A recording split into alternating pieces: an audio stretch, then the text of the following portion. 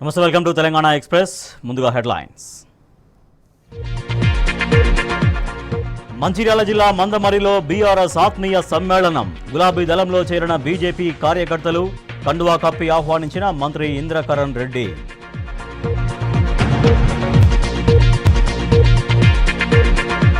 మేడ్చల్లో PACS కొత్త భవనం 67 లక్షల రూపాయలతో నిర్మాణం ప్రారంభించిన మంత్రి మల్లారెడ్డి.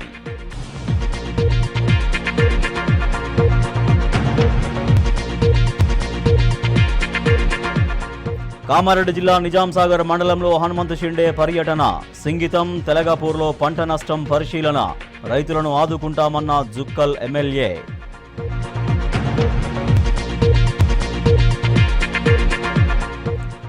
సంగారెడ్డి జిల్లా జోగిపేటలో ధాన్యం కొనుగోలు కేంద్రం ప్రారంభించిన ఆందోళన ఎమ్మెల్యే క్రాంతి కిరణ్. రైతులు సద్వినియోగం చేసుకోవాలని పిలుపు.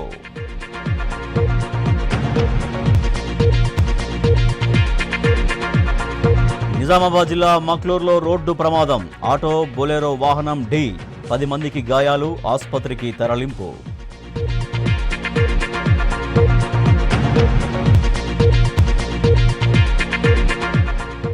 జల్సాలకు అలవాటు పడి దొంగతనాలు. హైదరాబాద్ మాదాపూర్లో చైన్ స్నాచర్ అరెస్ట్. నిందితుడి నుంచి 4 తులాల చైన్, బైక్, ఫోన్ స్వాధీనం.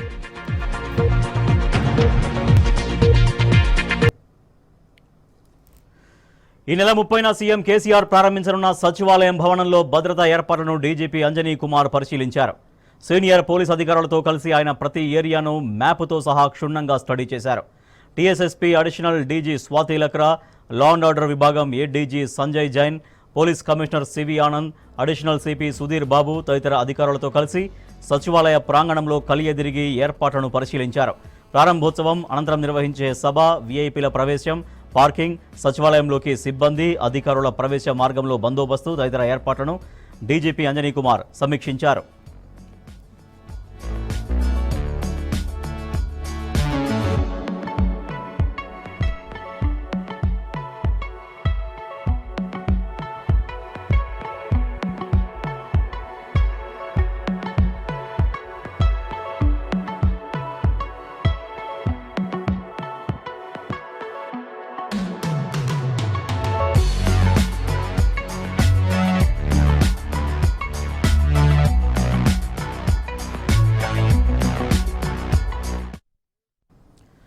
నూతన సచివాలయం ప్రారంభోత్సవం కాబోతున్న నేపథ్యంలో డీజీపీ అక్కడ భద్రతా వ్యవస్థను పర్యవేక్షించారు.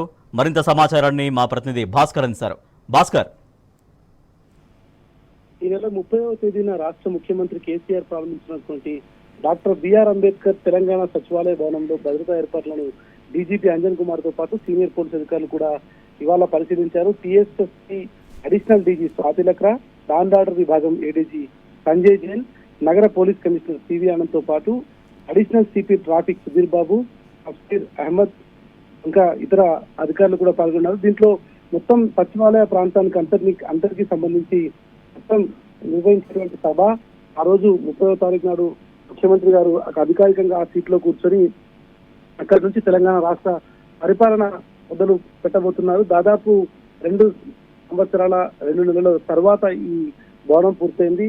వచ్చేటువంటి సభ కోసం వచ్చేటువంటి వారికి విఐపీ ప్రవేశము, పార్కింగ్ ఏర్పాట్లు, సచివాలయంలో ఉండేటువంటి సిబ్బంది సంబంధించినటువంటి అధికారుల ప్రవేశ మార్గాల్లో కూడా బందోబస్తు, ట్రాఫిక్ ఇట్లాంటి అన్ని రూట్లకు సంబంధించినటువంటి రూట్ మ్యాప్ ను రెడీ చేశారు. ఈ రూట్ మ్యాప్ లో భాగంగా ఇప్పటికే దాదాపు 27 ఎకరాలకు సంబంధించినటువంటి సచివాలయం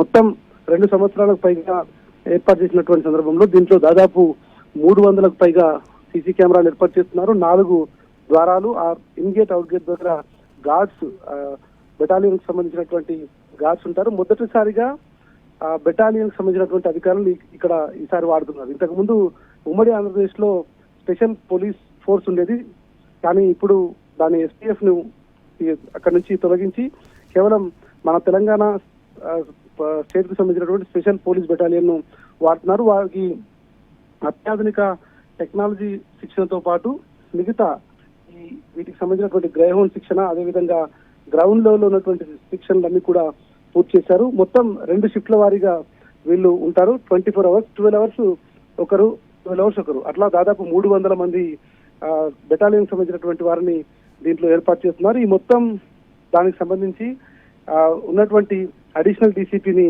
ఏర్పాటు చేశారు. ఏసీపీ స్థాయి అధికారి ఆయన గతంలో, ఇప్పుడు అడిషనల్ డీసీపీ గారు ఆయనను ఏర్పాటు చేశారు.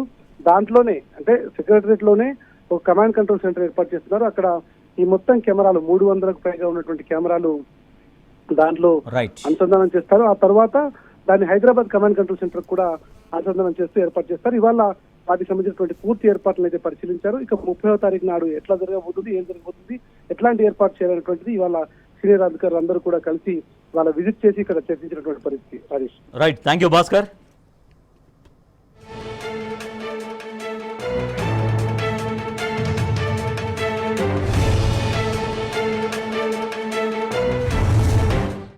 హుస్సేన్ సాగర్ తీరాన కొత్త సచివాలయం ధవళవర్ణ కాంతుల్లో మెరిసిపోతోంది. భాగ్యనగరం నడిబొడ్డున రూపుదిద్దుకున్న అపురూప భవనం తెలంగాణ టీవీని ప్రతిబింబిస్తోంది.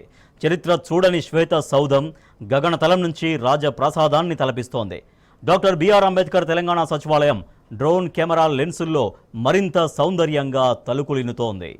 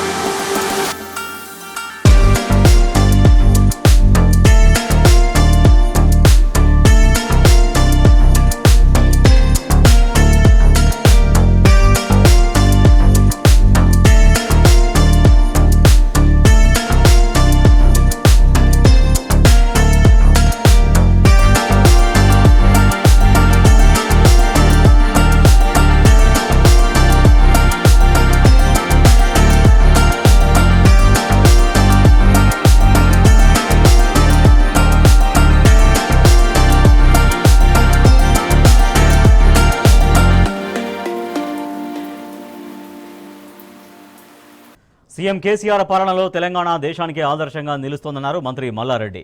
మేడ్చల్లో 67 లక్షల రూపాయల వ్యయంతో నిర్మించిన ప్రాథమిక వ్యవసాయ సహకార సంఘం నూతన భవనాన్ని ఆయన ప్రారంభించారు. రైతు సంక్షేమమే లక్ష్యంగా తెలంగాణ ప్రభుత్వం పనిచేస్తోందని చెప్పారు. కార్యక్రమంలో చైర్మన్ రందీప్ రెడ్డి, స్థానిక ప్రజా ప్రతినిధులు పాల్గొన్నారు.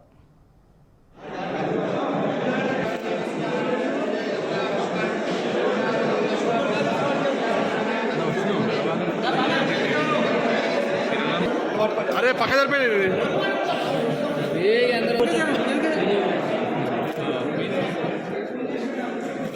अरे अन्ना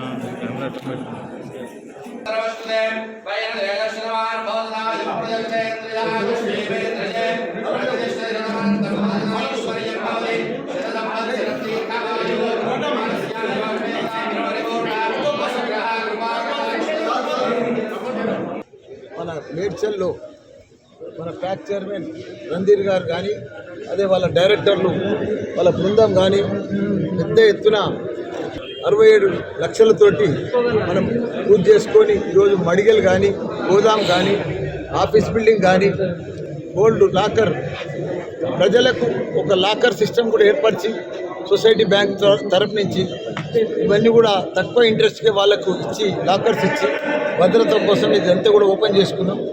ఇలా ఒడ్లు కూడా రైతుల కోసం ఓపెన్ చేసినాం కనుకోండి. ఎక్కడ చూసినా పనులు, ఎక్కడ చూసినా కోట్లు కోట్లు కోట్లు కోట్లు. ఇవాళ ఒక్కటే నాడు మీరు చూడండి, 2,70,00,000 గౌడెల్లి రోడ్డు, 2,40,00,000 మార్కెట్ యార్డు బిల్డింగే, ఇంకా గోదాం కాదు. అదే మాదిరిగా 66 కోట్ల లక్షలతోటి ఇలా ఈ గోదాము, ఈ మడిగలు, షాపింగ్ కాంప్లెక్సెస్ రైతులకు నష్టపోకుండా కలవర్షంకు 10,000 రూపాయలు ఇస్తారు. ఇవే బులెటిన్ విశేషాలు. నెక్స్ట్ చేను చిలక ప్రసారం అవుతుంది. చూస్తూనే ఉండండి టీ న్యూస్.